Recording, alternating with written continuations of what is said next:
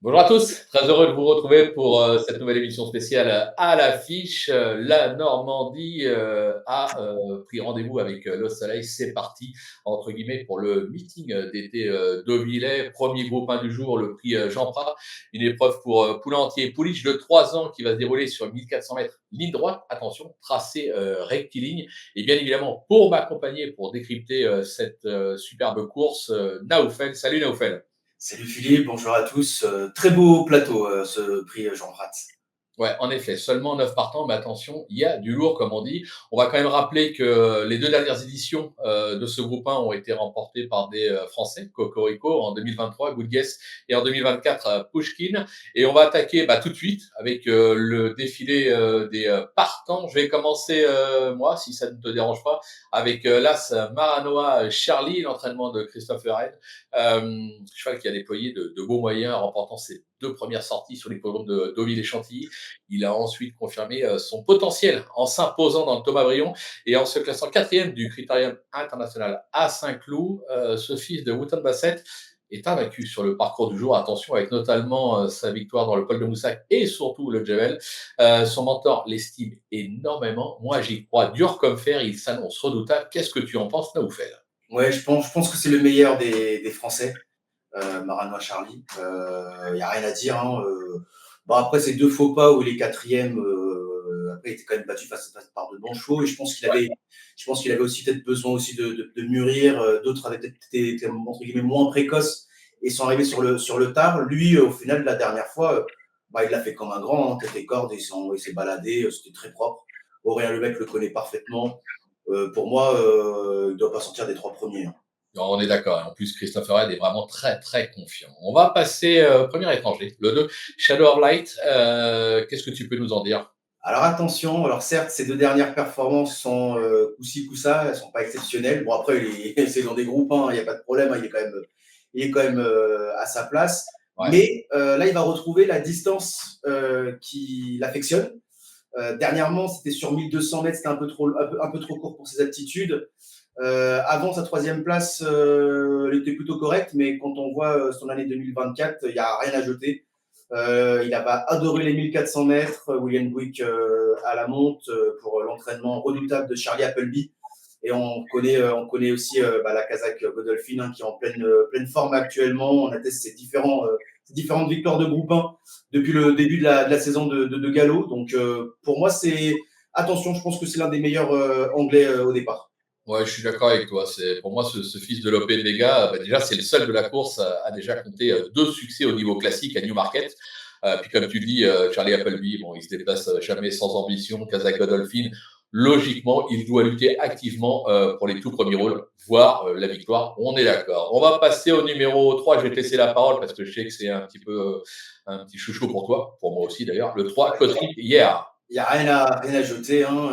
Il a perdu son invincibilité face au monstre Field of Gold, le fils de Frankel, Ouais. qui pour moi est sur les traces de son père. Il n'y a rien à dire, hein, il n'y a rien à jeter. Il était à sa place, même s'il avait refait du champ, il a refait un peu de terrain sur le vainqueur, mais il était inapprochable. Et là, dans cette course-là, attention, moi je vais faire confiance aux Anglais. Avec du coup Shadow of Light et Cosmic Year. On connaît bien aussi la Kazakh, hein, Kazakh redoutable, hein, de Ouais. la Edmonds Ferms. Donc attention, le jockey, c'est un jockey maison qui connaît bien le cheval, celui qui l'avait monté dernièrement. Moi, j'y vois aussi une très belle performance dans cette course. Attention parce que les Anglais vont vouloir un peu, peut-être pour essayer d'étouffer un peu la course et de mettre dans le rouge Maranoa Charlie, vont peut-être essayer d'accélérer, d'y aller franco, parce que bon, on connaît quand même Maranoa Charlie, c'est un cheval qui aime bien aussi avancer, mais si les Anglais avancent davantage, ça peut créer des embûches dans cette épreuve. Ouais, c'est vrai, je suis d'accord avec toi. Comme tu le dis, Julien, bon, voilà, deuxième des Guinées irlandaises dernièrement au Curac. Voilà, cheval qui a quand même remporté ses 3 premières sorties sur différents hippodromes, donc il s'adapte très facilement. Au papier, je pense que c'est l'étranger à battre, ce fils de Oui, Kliman. Je je suis pense. d'accord avec toi. Pour moi, c'est vu la ligne, la dernière ligne, quand il est deuxième, en vrai, c'est vraiment, pour moi, c'est le cheval à battre. Non, non, mais je suis d'accord avec toi. Pour moi, c'est l'étranger à battre de la course. On Pour passe moi, au c'est l'un des c'est pas la plus grosse valeur de la course. La plus grosse valeur, c'est le numéro 2 Shadow of Light. ouais. Mais Oui, voilà, mais ce il a la sera plus grosse valeur par ses victoires dans les oui, groupes 1. tout à fait. Je pense que l'autre, il a pas fini, on n'a pas fini d'en entendre parler. Je suis d'accord Ouais, avec je pense aussi, ouais. On passe au 4, The Leo in Winter, qui a débuté sa carrière par deux succès, c'était au Curragh et à York. Alors après, il a connu des petits pépins de santé qui l'ont éloigné des pistes durant 9 mois.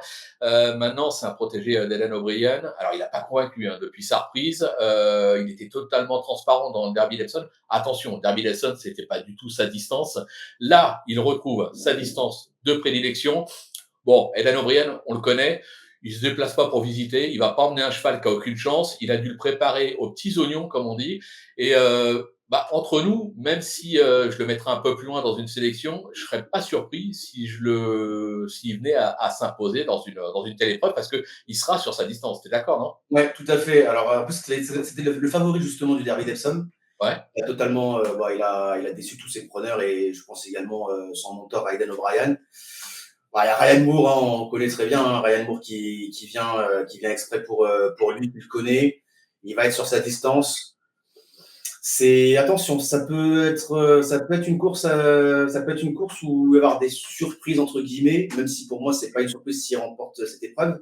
Mais vu ces deux dernières courses, elles sont quand même pas excellentes. Mais comme tu l'as dit, il revient sur sa distance et quand un cheval revient sur sa distance, c'est pas pour faire de la figuration. Et Adam O'Brien qui vient en France, c'est pas pour faire de la figuration également. Non, je pense qu'il lui a redonné du moral et attention à sa candidature, on est d'accord.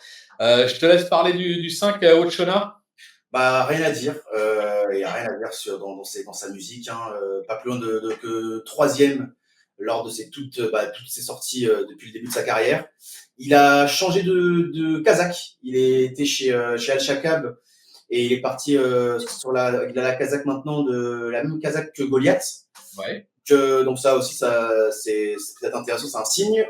Dernièrement, il a gagné correctement. Christophe Soumillon le connaît. L'entraînement de Francis-Henri Graffard qui est en pleine euphorie actuellement. On atteste sa victoire avec Gesora dans un groupe 1. Bien sûr. Voilà, il n'a pas la plus grosse valeur du lot, mais attention, hein, c'est un cheval qui fait toutes ses courses, qui donne le meilleur de lui-même, qui est dur comme un roc.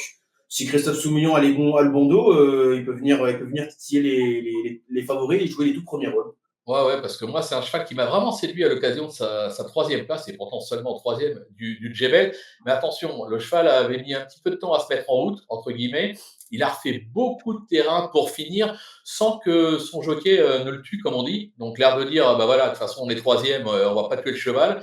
Mais j'ai la sensation qu'il est en progression. Bon, l'entraînement de Francis-Henri Graffard, cheval incontournable. Ça peut être, à mon avis, la belle surprise de la course. Il ne sera pas 2 contre 1. Je pense que ça peut être justement la petite cote sympathique. Et là encore, s'il gagne, moi, je ne serais pas surpris, je l'ai mis assez haut. Ouais, je pense. Numéro. Ouais, Je pense qu'il a sa place s'il est dans les trois premiers, ce ne sera pas non plus une surprise. ouais, sur le podium, c'est clair. On passe au numéro 6, Cacophonix. Alors moi, je ne sais pas trop quoi en penser. Qu'est-ce que tu en penses, toi? Bah, c'est un cheval qui fait toutes ses courses, hein, ça, y a rien à dire. Après, c'est dans des courses de niveau classe 2, classe 3. Là, d'un coup, on arrive dans des courses de groupe 1. C'est la Kazakh Vertemer. Il y en a un deuxième dans la course. Ouais, C'est simple, quand on voit Maxime Guillon sur un cheval, c'est que du coup, l'autre cheval est entre guillemets moins bon, ouais. logiquement. Yann Barbero met sur son dos Stéphane Pasquier. C'est la plus petite valeur de la course. Alors, est-ce que Yann Je vois. Barbero et Christophe Ferland vont faire en sorte de s'entendre pour que Caco Phoenix fasse le lièvre entre guillemets C'est pour ça. Silius? Je pense qu'il y a possibilité que ça puisse se jouer comme ça, même si c'est pas le même entraînement. Mais voilà, hein, ça peut être le cheval qui va venir un peu décanter cette course-là et qui peut mettre dans le rouge pas mal de chevaux et pourquoi pas mettre dans les bonnes conditions, justement, Silius qu'on parlera juste après. Oui, parce que justement, ça sera un atout non négligeable, parce que vu que les Anglais, logiquement, devraient démarrer très très vite, si jamais Silus met son cœur sur la piste et les étouffe d'entrée de jeu, ça va peut-être contrer un petit peu la donne. Et les petits Français, derrière, ils vont se dire, ah bah attends, c'est pas pareil. Les Anglais, ils ont été un peu vite, ils ont voulu suivre Silus, et puis bah, nous, il nous en reste, alors qu'eux, ils n'ont plus de gaz. Donc attention, comme tu dis, ça peut être le lièvre. C'est On n'en est ça. pas sûr, mais ça peut être le lièvre. Ouais, c'est ça. Alors, je me dis encore, si les Anglais se disent bon, on va vraiment mettre dans le rouge tout le monde. Peut-être qu'au final, Cacophonix, il va pas être le lièvre, il va être en fait derrière les Anglais. Et ça peut être aussi la meilleure stratégie et venir les cueillir. Donc, c'est ça le truc, c'est de savoir si Cacophonix part bien et qu'au final, c'est lui qui fait le lièvre, bon, bah, on l'oublie. Mais par contre, si c'est des Anglais et si c'est un Anglais ou des Anglais qui sont devant et qui mettent vraiment tout le monde dans le rouge et qu'au final, Cacophonix est derrière les Anglais bien cachés, eh ben, ça peut être la surprise du chef pour être dans les 4-5 premiers. Mais là, clairement, en voyant le lot, ça me faut déjà être si déjà dans les 5 premiers, ça sera déjà une super performance. Ouais, non, mais c'est clair. On passe au numéro 8, Delight. Bon, bah, c'est titre de gloire, c'est une deuxième place dans les jugements à Newmarket, une troisième place dans le Morny à Deauville à 2 ans. C'est une protégée de Patrice Cotier, alors pas ridicule dans la poule d'essai, mais je pense que la distance s'est avérée trop longue pour cette attitude. Maintenant, moi, je vais pas vous le cacher, je la préfère nettement sur 1200 mètres. 1400 mètres, pour moi, c'est pas sa vraie distance.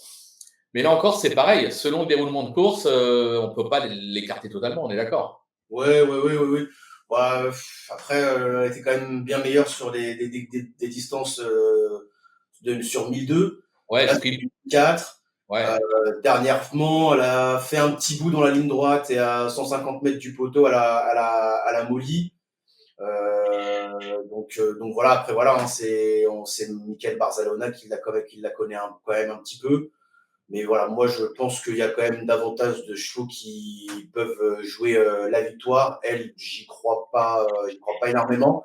Je pense que déjà Marano à Charlie, Shadow of Light, Cosmic Year, Silius, attention à Silius qui lui peut vraiment aussi montrer les crocs parce que Silius n'a pas participé au pool exprès pour cet engagement.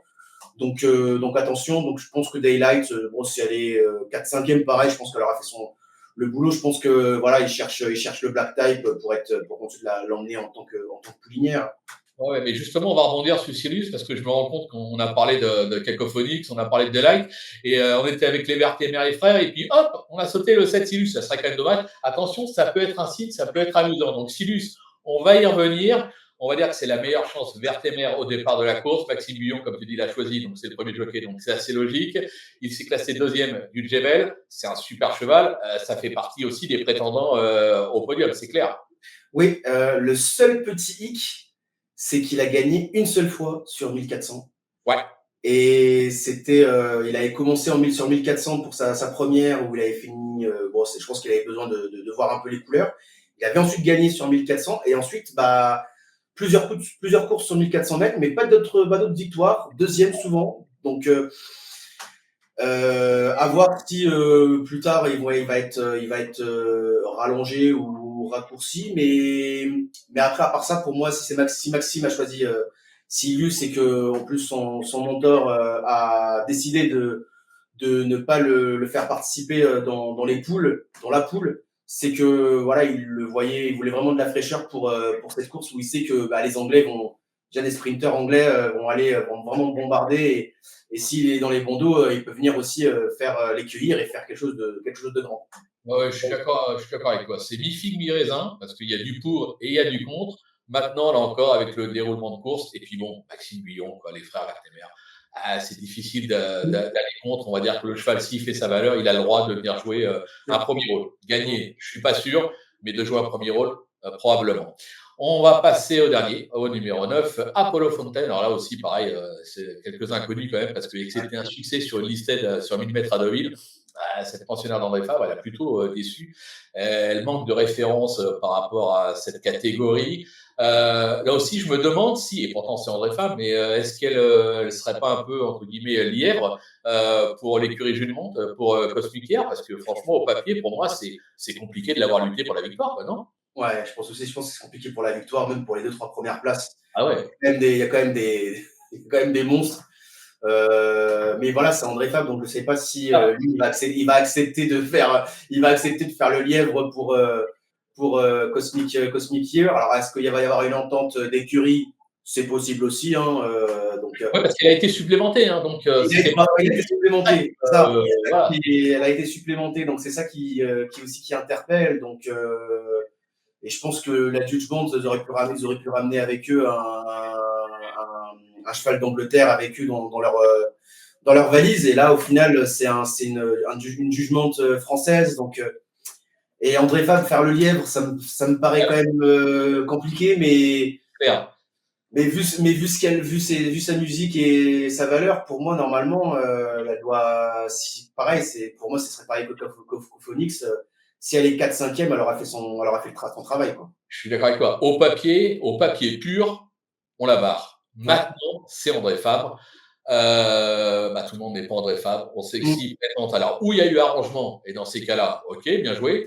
Ou alors, il y croit vraiment, il l'a préparé, il l'a affûté pour, et il se dit que c'est possible. Et si jamais il réussit son pari, une fois de plus, on va applaudir des deux mains, comme on fait Oui. souvent avec André Fabre, hein, mais bon, je ne serais pas surpris. Mais c'est vrai qu'au papier, moi, si on me demandait voilà, deux chevaux à enlever, je suis d'accord avec toi, Cacophonix et Apollo Fontaine, pour moi, c'est les deux chevaux qui, logiquement, ne devraient pas pouvoir jouer la gagne dans cette épreuve. Mais Mm. bon, ça reste un groupe 1, ça reste des super chevaux. On pourra avoir des surprises. Bon, on a fait le tour de tout le monde. On va faire un petit rappel des pronos.